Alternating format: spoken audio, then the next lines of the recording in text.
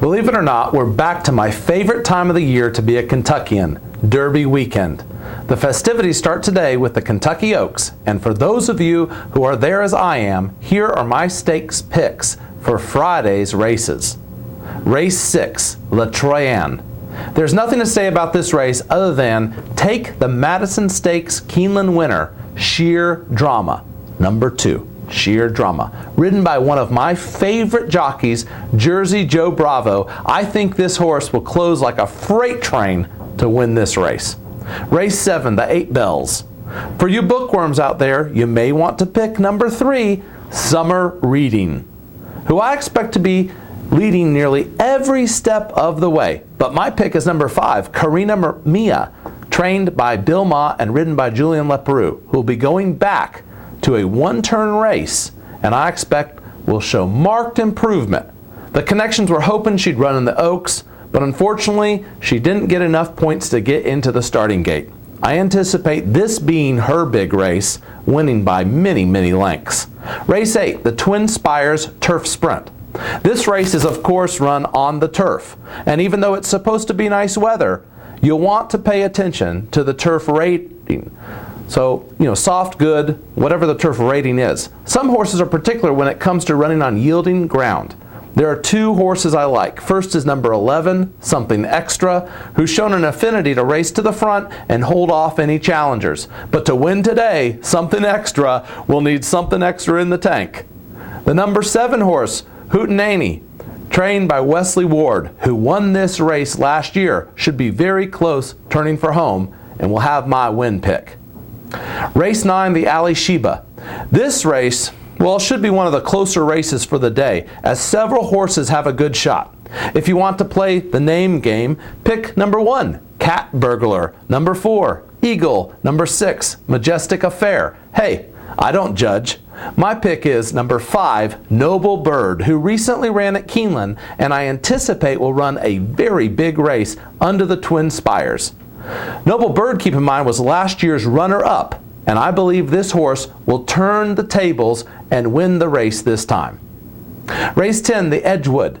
My pick is the same horse I told you would win its Breeders' Cup race last fall, and it did. The number 10 horse, Catch a Glimpse, is back as a favorite this time. Look for this horse to bolt out of the gate and be just behind the early speed, and then turn for home and overtake the leader to win by a length or more.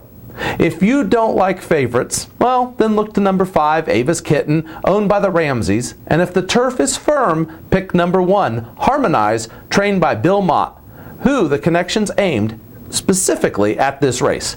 This horse just needs firm turf to run well. And lastly, if you like long shots, or if your name is Britt Pennington, then you need to take the number 9, Believe in Birdie, and bet an exacta box with the number 2 horse, Born to be a Winner.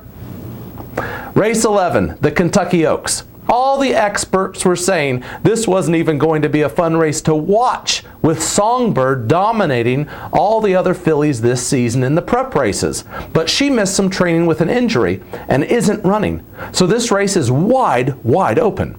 My picks to win are number 13, Landover Sea, trained by Doug O'Neill, who also trains Derby favorite Nyquist. Number 3, Lewis Bay, who's starting for the 3rd time in 2016. The 3rd race is usually the peak effort in a horse's racing cycle. For all of the accountants out there, you'd be remiss to overlook number 14, Taxable, who despite being a 20-to-1 long shot, has leading jockey Mike Smith up. The last horse I think could be on the board is number 4, Go Maggie Go, trained by Dale Romans. And now on to tomorrow's races for a few Derby Day picks. Race 9, the American Turf Stakes. This is on Saturday. The early moments of this race may be led by number 4, Beach Patrol, but not far behind will be number 1, Mark Casse trained Aero Force, who just missed in last year's Breeders' Cup to Hit It a Bomb, who, yes, once again, I picked to win by a nose, and he did, right over Aero Force. This time, Aero Force will be running against less talented horses and should win. Race 10, the Pat Day Mile. Remember Pat Day the jockey? Well, the Pat Day Mile is basically the loser's bracket for horses to enter who were on the Kentucky Derby Trail but didn't qualify for the big race. So this race is full of great horses and should be very competitive. Derby Trail horses such as number 2, Rallis, number 7, Forevimo, and number 9, Fellowship, who's basically the Alydar of this group as he's finished 3rd behind Nyquist and Mohaymen Derby runners 3 times now. Well, all those horses you want to keep an eye on. Other notables in this race include number 11, American Freedom, if you like names, trained by Bob Baffert, number 12, Unbridled Outlaw, who has Brody's Cause in the Derby and is trained by Dale Romans, who's got that horse, and my pick to upset them all is number 6, Sharp Azteca. I mean, after all, it is Cinco de Mayo today. This horse just turned in the fastest work of 53 horses and has won 2 races in a row. Will he make it 3? We'll see. Race 12, the Kentucky Derby. You're going to hear a lot in the media about who's going to win this race, and after the post position draw, it becomes clear that this will really be not 1 race, but 2 races. In the first gate, which is positions 1 through 12, the majority of the horses don't have a ton of speed. So number 5, Gun Runner, who's owned by Winchell Thoroughbreds, think donuts people, donuts, should get a pretty clean start and may even be on the rail as they go into that first turn. Number 7, Oscar Nominated, is also in that group, and it's owned and trained by Mike Maker, but owned by Ken and Sari Ramsey. And they were smart enough to claim the horse last fall in a race, but they weren't smart enough to nominate the horse for the Kentucky Derby Trail. So they had to write a $250,000 check just to get the horse into the starting gate. If you like foreign horses, you may want to take a look at number 8, the Japanese Invader, Lani. And while everyone in Japan has very high hopes for Lani, Lani seems to have his eyes not on the Run for the Roses, but on the 3 fillies over in the breeding shed. I think he might be a little distracted. Then there's number 11, Exaggerator, whose daddy was Curlin and is owned and trained and ridden by a bunch of Cajuns.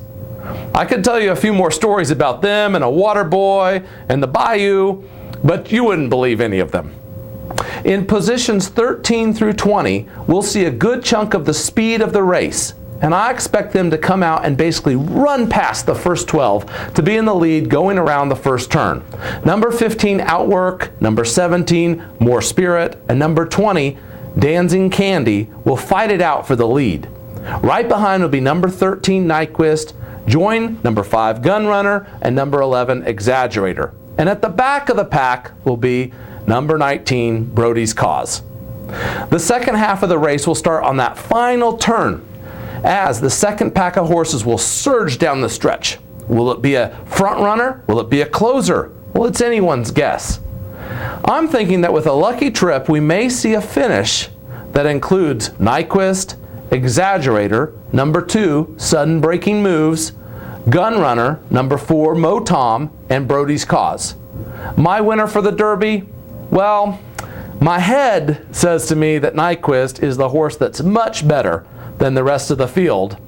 My personality says to cheer for Exaggerator, and my heart says to cheer for Brody's Cause, winner of the Bluegrass Stakes at Keeneland, local hero. So there you have it, folks, my picks and favorites for this exciting weekend of thoroughbred racing. Wherever you're watching, have fun and good luck. Who knows, maybe we'll even get to witness another Triple Crown.